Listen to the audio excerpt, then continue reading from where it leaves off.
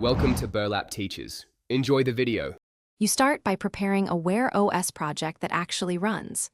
Open Android Studio, install the Wear OS SDK and emulator images, and create a Wear activity module using Kotlin.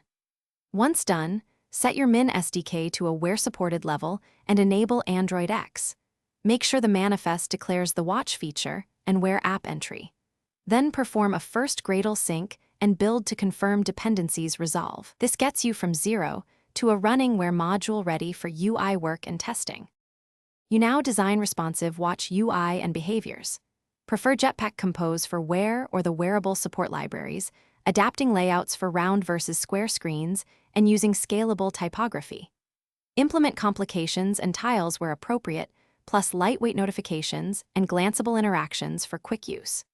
Once done, request runtime permissions for sensors or location, and design for ambient mode and battery constraints. Make sure background work uses Work Manager or foreground services deliberately.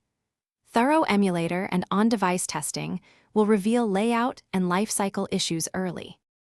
You finish by producing a signed release and deploying to a watch. Build a signed AAB or APK, configure Play Console distribution for Wear or sideload via ADB over Wi-Fi and the companion phone if needed, and verify runtime permissions and battery behavior on a physical watch. Once deployed, monitor crashes and analytics. If something goes wrong, check Logcat for stack traces. Ensure your target SDK and permissions match runtime requirements, and temporarily disable battery optimization to rule out background kill issues. Thanks for watching. Consider subscribing if this video helped you.